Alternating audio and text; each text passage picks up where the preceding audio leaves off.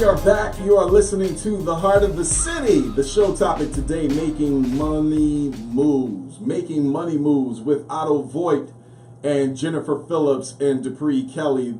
I have to start off, man. I am absolutely excited. I'm going to ask Teresa, come on into the studio. She's on the other side of the glass. But this is a success story that I also want to share with Teresa and for the support and work that we've done collectively on this particular piece. So I came to Teresa and said, hey, look, in my insomnia, I'm scanning through Flipboard and all these other articles, and I come across this guy, Randall Woodfin, and it's just something about this guy. You got to check it out. Take a look. Tell me what you think. And I sent it to her. She's like, first off, it's like 2 a.m, like, get out of here with this. But after we took a look, there was just so much substance in this guy's platform.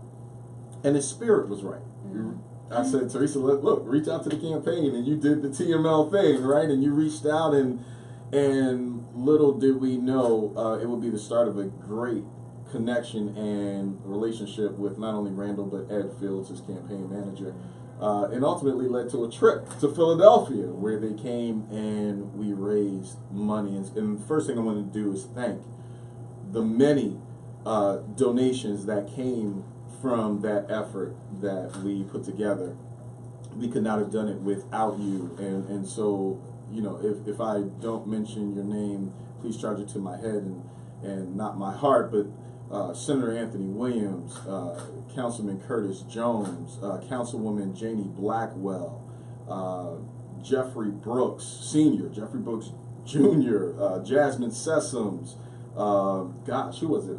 Terry from Terry's funeral home. The funeral home. Tony Payton. Tony Payton was in the building. Marcus Spivey was in the building. I mean, there was a who's who of, you know, individuals who made that happen. And so a special thank you to all of you who joined in that effort. But we are excited to say that Randall is now mayor-elect. 36 years old. Wow. Young. Major. Charged and ready to step into the office November 28th. Yes, he is. And so he's going to ultimately be our Black History fact of the week, because we made history, and it's not just us. There were hundreds and thousands of people who got on board with his campaign. So we were just a small sliver of his experience. But it was almost like it was very magnetic. Yeah, like I have yet to see a campaign from a millennial, and I think we can still kind of call him millennial, right? That had that much power, that much national presence. But then also to see a young man who was so poised. That's because he did the work. It was a long-standing, I think I read an article that said he put about 2 years in just learning the different areas in the communities and with the people. And then, so it really wasn't for him to not open up and be so receptive to saying, look, I'm running for mayor, will you support me? Everything followed up after that was the issue-based causes, right? And what he stood for. And look, that happens when you do the work.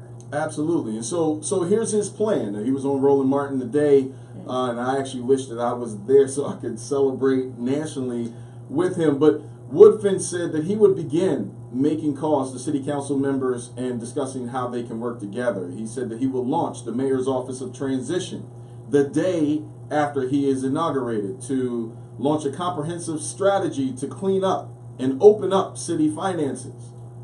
He would work to eliminate the nepotism at City Hall and reduce the size of his own office. Those resources, here we go, those resources will be reallocated to the police department and public works. He also said he was going to sit down with the police commissioner, I believe it's police chief now, and literally just have a heart-to-heart about the issues of the treatment of African Americans in the city, but then also how do we ensure that crime is reduced so that business can thrive there and quality of life can rise. I'm excited just about that platform in itself. A young man who has an idea and a vision and a mission for our people. Now, Mayor Bell said, look, the people of Birmingham have spoken. I'm good with that. Well, Mayor Bell, we're good with that too. It's all right. Yes, absolutely. And so here's the thing. John Archibald wrote this about Woodfin's victory, a journalist. He says, congratulations, Mayor-elect. Let it be a lesson, not just to Bell, but to you. Birmingham needs a proactive mayor all the time, not just before elections. Sound familiar? It needs one who is passionate, not just about holding office.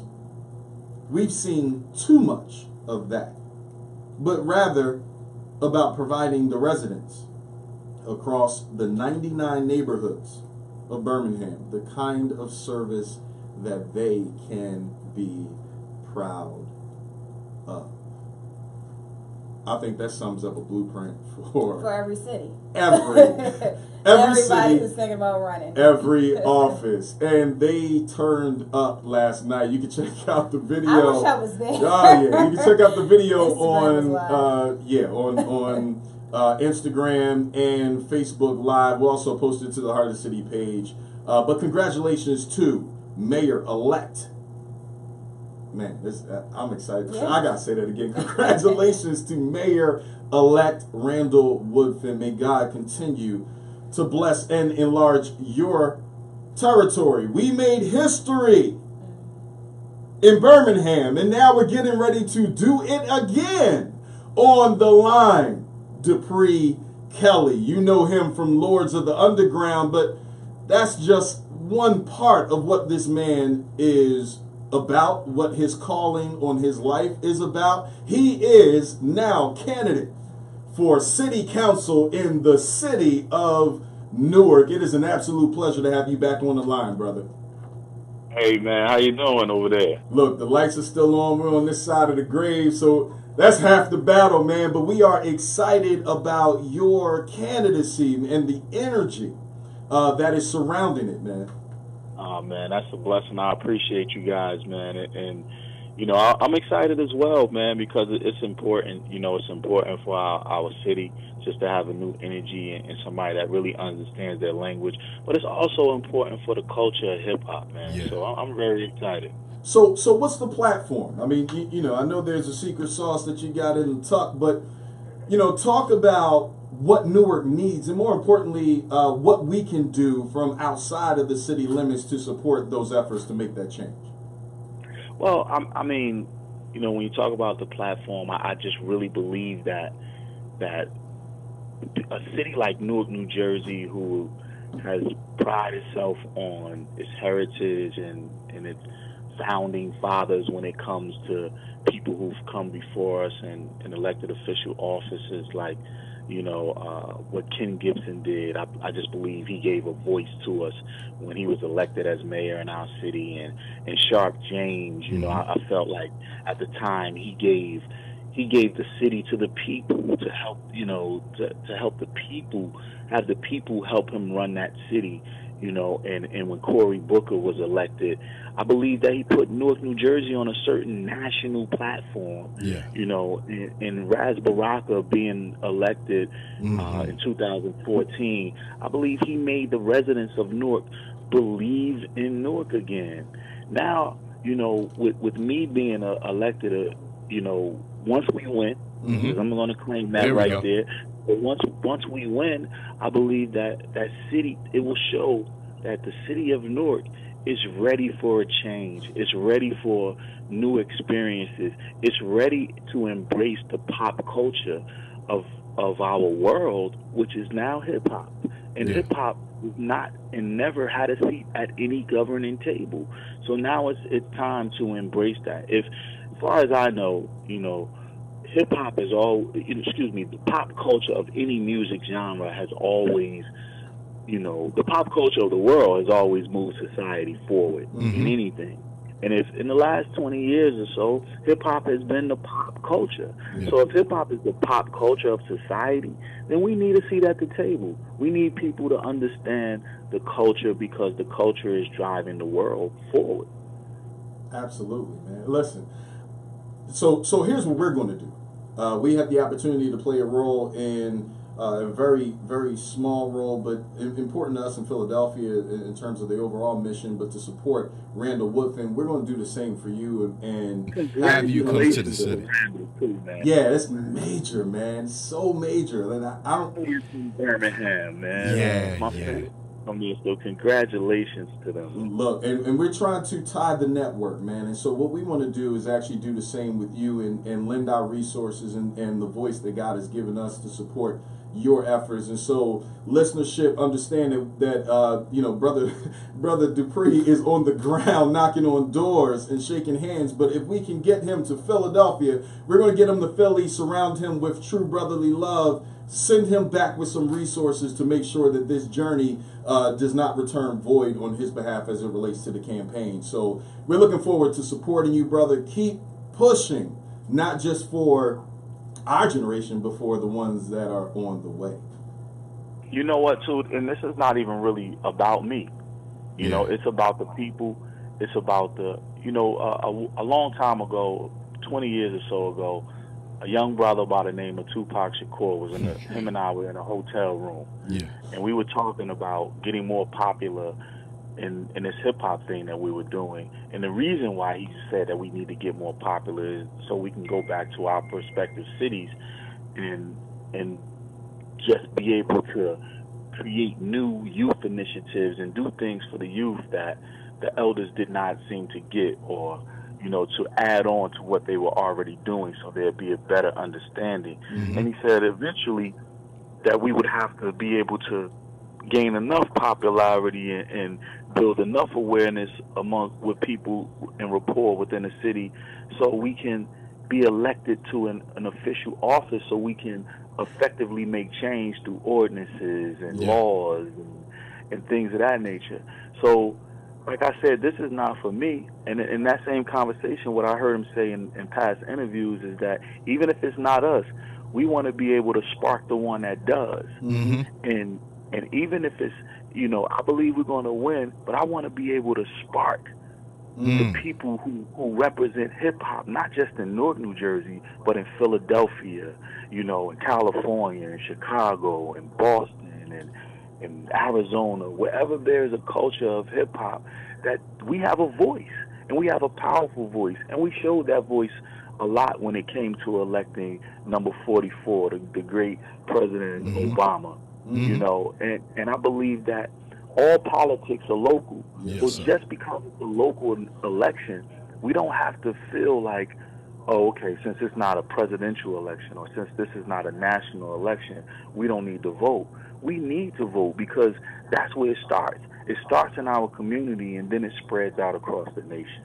Yes, it does. Hip-hop stand up. Dupree Kelly is not just Lord of the Underground, but a king above ground. And he's going to do some great things for us in the city of Newark. Make sure you get out and support him. We're also going to put links to his campaign on the Heart City page. But, brother, keep pushing, man, and we are going to support you and do what we can on our end. It's an absolute pleasure to have had you on the show today.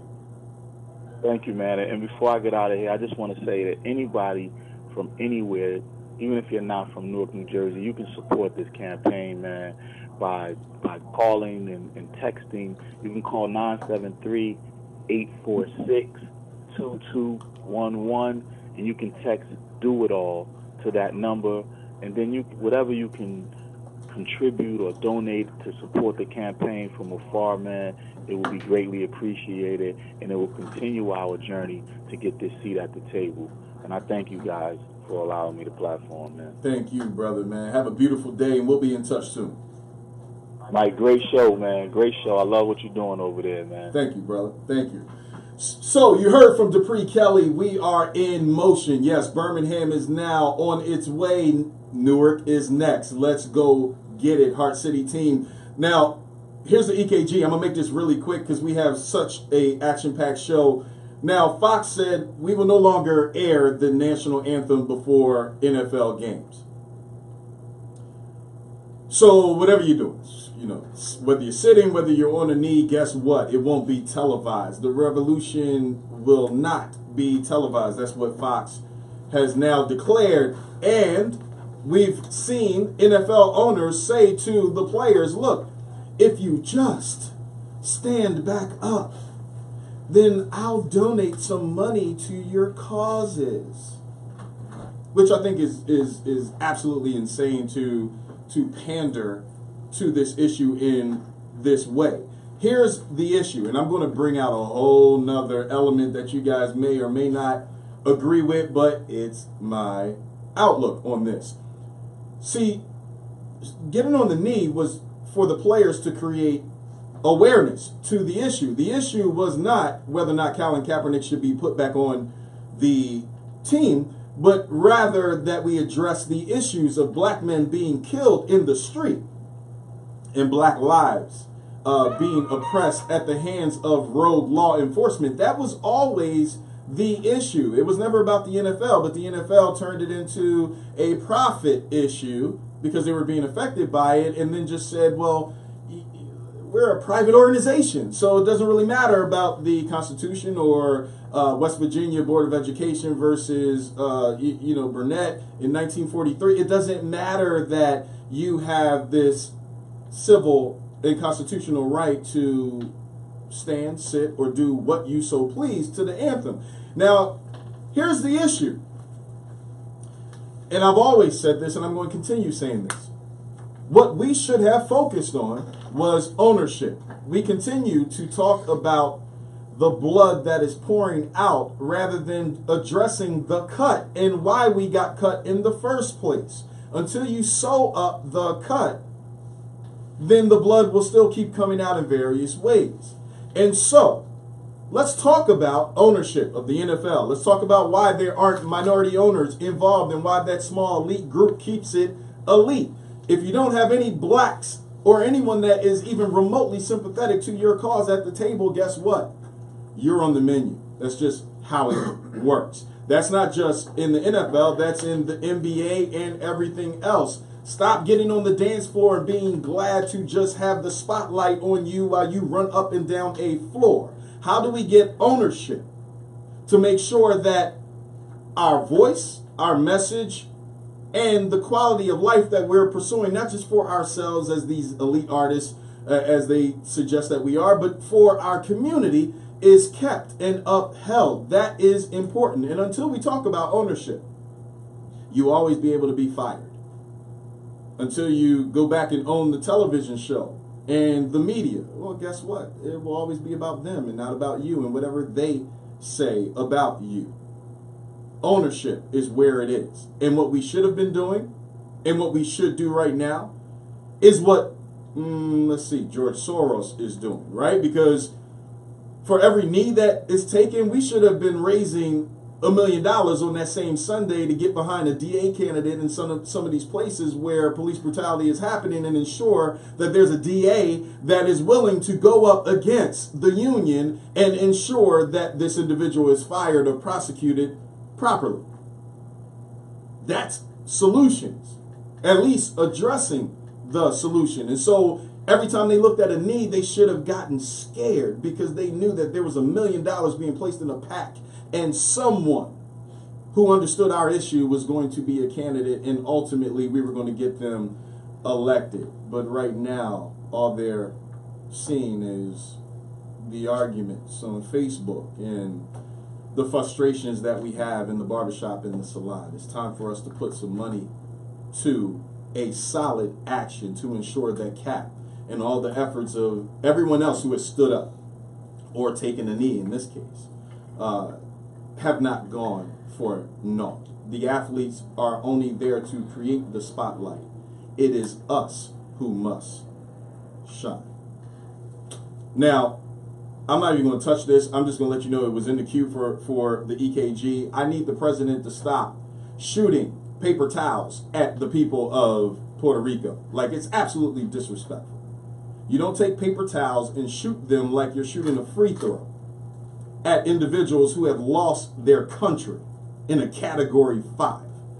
So, no disrespect, but with all disrespect, as Michael Blackson said. I mean, my God, think about it for a minute, man. I mean, these individuals who lost their lives, and you took 99-cent paper towels and flung them like they were a basketball at them and celebrated when they caught it. Come on. At some point, we have to act like the office that we're in.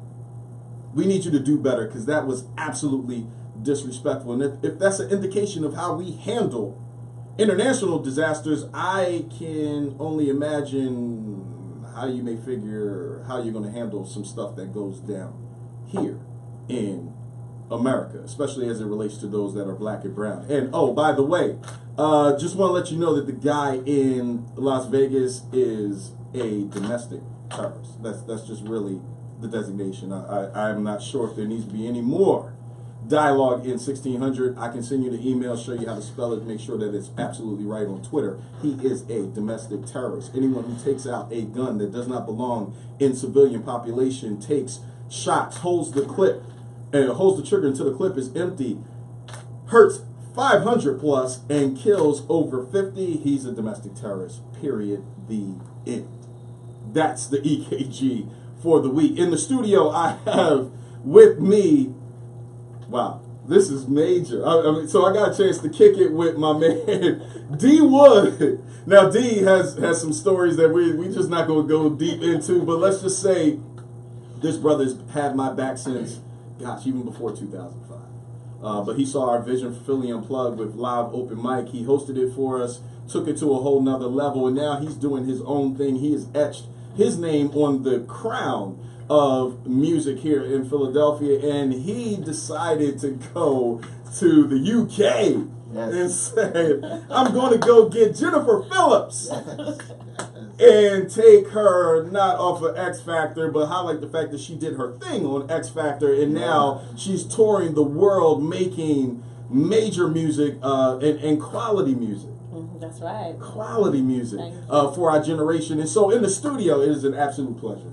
Pleasure's mine. To have Jennifer Phillips. Welcome to Heart of the City. Thank you so much. So let's dig deep. I mean, let's talk about what it's like to be on, X Factor. Because a lot of people, they think they know what it is. Okay. They have an idea. Oh, I could do better. Tell us what it's really like. Oh my! Well, you know something. It's a lot of pressure on the show. It's not what it seems. It's worse. Because you have no control. Every control belongs to them. What you eat, the time you go to bed, what you wear, the songs you sing, everything they're in control. So I can't pull up my iPod and be like, yo, I need this Curtis Mayfield joint.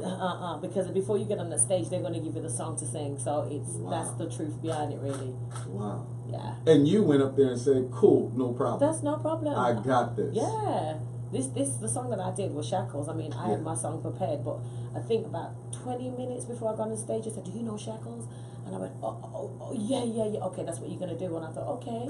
Wow. And even if you don't know, it's like, it's discipline, because they might throw a song at you an hour, 45 minutes before, and you have to learn that song.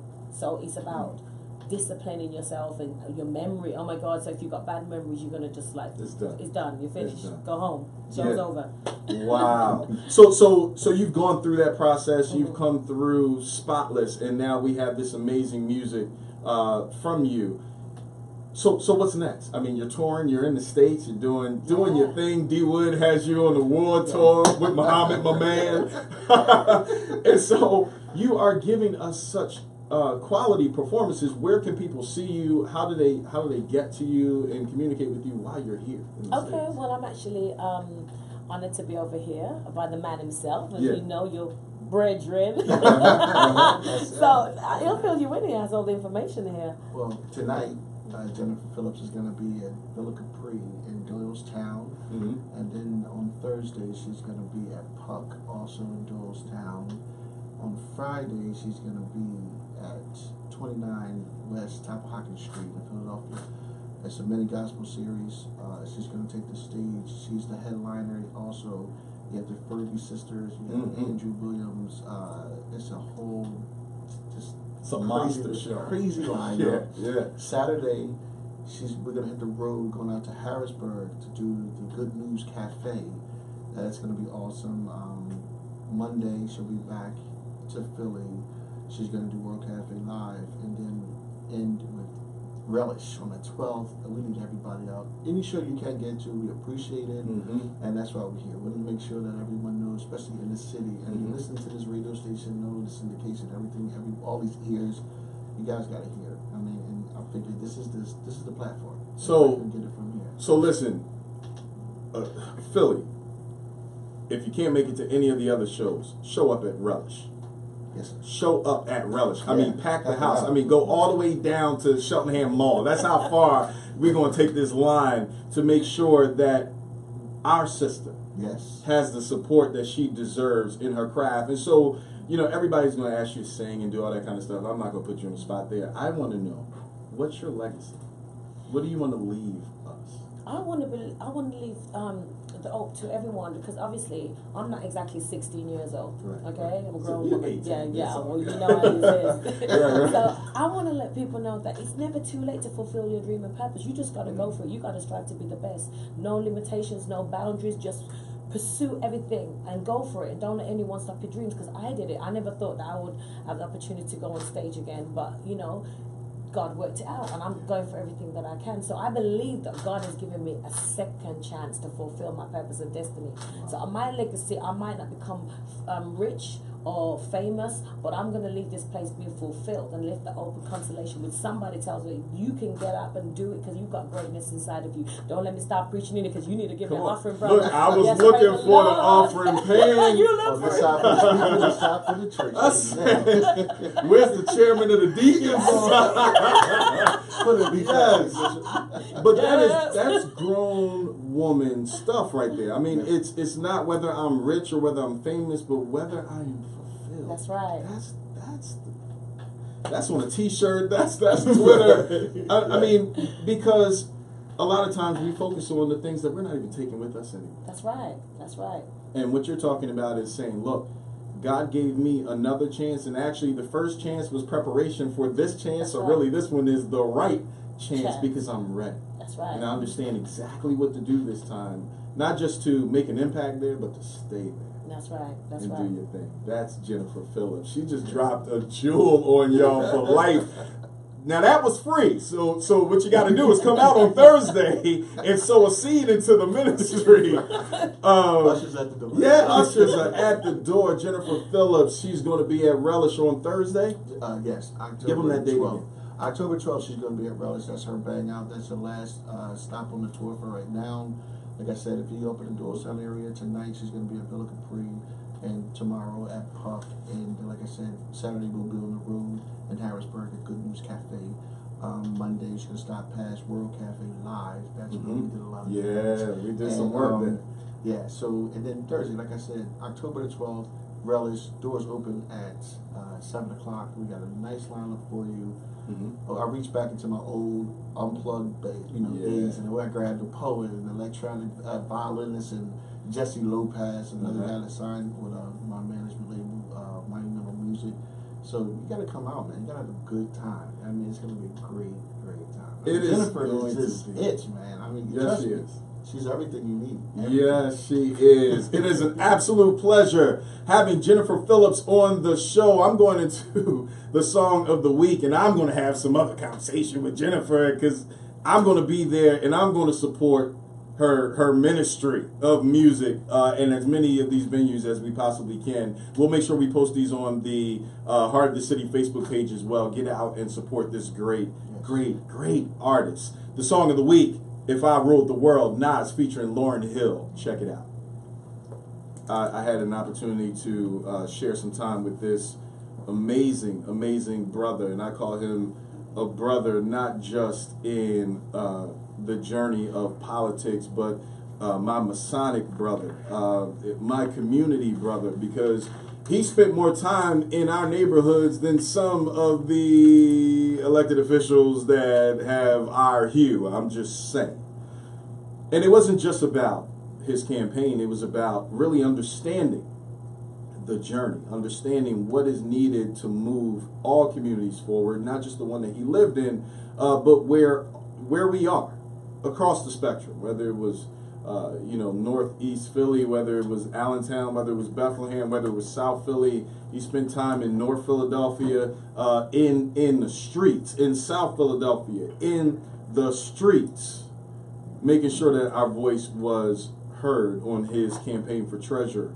And now he is CFO in the private sector, but still concerned about the state, still concerned about the issues of the day. And so it is an absolute pleasure to have my brother, Otto Voit, in the studio, man. Great to see you again. Yeah, Malik, great to see you. Yes, sir. Great to be with you. You're a good man. So are you, my friend. And so the CFO of Fleetwood Industries, let's talk about this. I mean, you know, everyone got a chance to meet you and understand who you were from the political spectrum, but you also have deep chops in the private sector. And so talk about this experience now. What are you doing? After the election in November, I said, okay, what is it that I want to do? Because I had a passion. I had a calling to run for treasurer. I don't know if I had a calling to win, but I had a passion. Mm-hmm. And that was to make a difference. That's why I was on the streets, because you don't learn anything unless you're on the streets, right? You can't sit behind a desk and understand what's going on, and there's a problem with that in Harrisburg right now. Mm-hmm. So after the election, I went back into the private business, and as CFO of a large company, mm-hmm. you have an awesome responsibility of 300 employees. And it's not about yourself. It's about the company, and again, servitude mm-hmm. To other people, the employees, and that you have to trust one another. As you're building a company, growing a company, because you just don't want it as a place like any workplace. You just don't want to come to work. But yet, mm-hmm. how many people out there day to day come to work because it's an obligation and you have to, because you got to pay the bills. Yeah. And I want to have a different culture, a different environment where you get up in the morning saying, yes, if I have to go someplace, right, I want to come into Fleetwood Industries or High Country, which is out in Colorado, so you can enjoy your day and respect each other. Yeah. And it's but I find I'm missing the passion. of the campaign. Of the campaign. Yeah. So which is why just a little while ago I wrote the op-ed mm-hmm. About what's wrong in Harrisburg, and there's a lack of leadership. So if you don't mind, let's go. Let's talk about that. So where is it a heart issue as it relates to leaders? Like, what is it? Is it a clog in the process? Where do you see this dynamic happen? I just finished the book Hamilton. Mm-hmm. Hamilton always thought about the greater good. Washington thought about the greater good, okay, of the country, of the state, of the city, of the community. So if you look back of all the great leaders, it wasn't about them. Whether you're Democrat, Republican, okay, it doesn't matter. It's about what is best for the country. You look at Harrisburg. How many people there are there for themselves and the next election? And nowadays, you get elected. It's all about politics.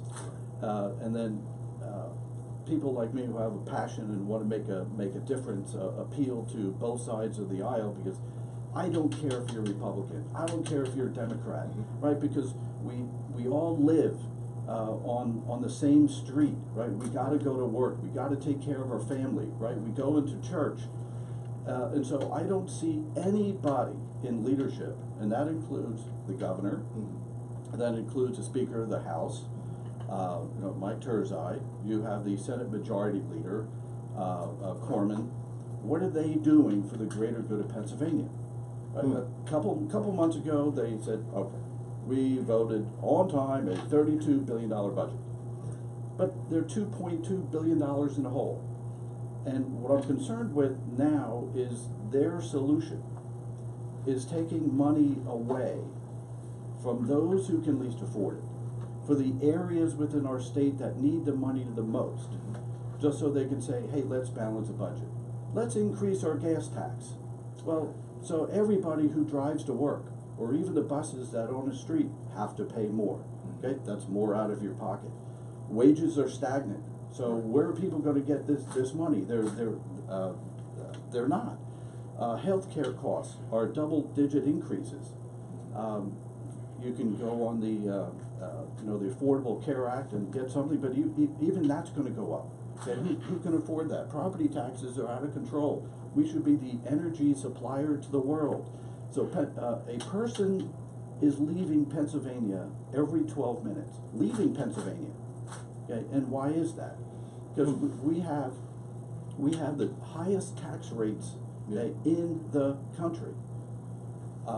With the proposals that the legislature is putting up now with a warehouse tax, you think all of us, listening, like, well, what the heck is that? And it seems innocuous enough, but yet Amazon is looking to come to Pennsylvania to invest $5 billion. Now the legislature wants to tax public warehouses. Why would Amazon and $5 billion want to come to Pennsylvania? Okay, they're not going to. So neither the governor, kudos to Rendell when he was governor, he would pull in the leaders and say, what are we going to do? Here is where I want to go. Here's what I want to do. Let's find a way of getting it done. Right. Nobody's doing that, and as a result, there's less money on the street to invest in the very businesses. And let's talk about minority businesses right here in Philadelphia. There'll be less money to invest in that. Absolutely. And so there are powerful young state reps who are coming in. I can think of a few. We have Morgan Cephas and individuals who understand the pragmatic approach to leadership. It's not just putting the party line on and putting the D on my shirt or R on my shirt and having a hard stance, but understanding I have to find common ground. Absolutely. In order to move this thing forward. But all of us, including the listenership, we get caught up in the media sound bites and the pitting one against the other because it looks good. It's almost soap opera. Yes. Of a story, but we get nothing done. And so you've always had a pragmatic approach to this thing. You're not going to be able to solve everything in every budget, but we're going to address it to make sure that quality of life does not fall. Right. Not just in Allegheny County, but in Philadelphia County as well.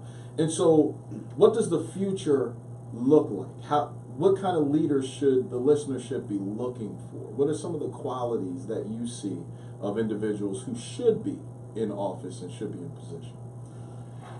When a politician, when you meet them, and you have to meet them, you cannot listen to the TV, you cannot listen to the radio unless you have a person on your show here who's talking about the issues. I'm talking about an advertisement on the radio. Absolutely. Because 9 out of 10, they won't talk about themselves. They'll say how bad their opponent is.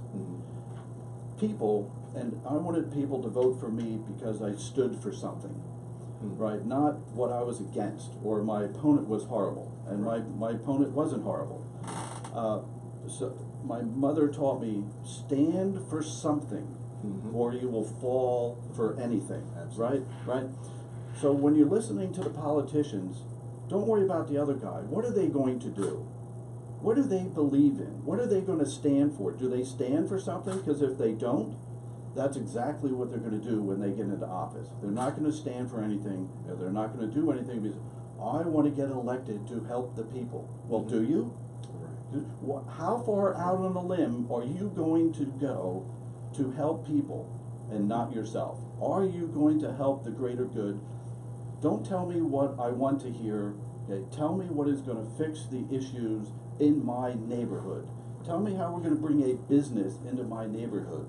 Tell me how I can get a loan so I can start a business in North Philadelphia. Right. And so it's taking the time, it's citizenship of researching the candidate and say, can I believe in you? Not because I always voted Democrat. I always voted Republican.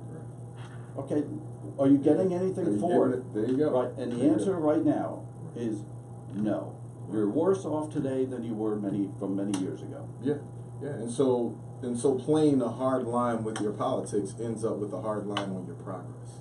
Oh, absolutely. You know, and so your pragmatic approach is not just for politics, but for life, and understanding that you're going to need to bring various parties to the table. You know, not just in politics, but in life, to make this thing make sense, right? And so you're a finance guy. You know the numbers. You've seen the challenges that we have in these budgets.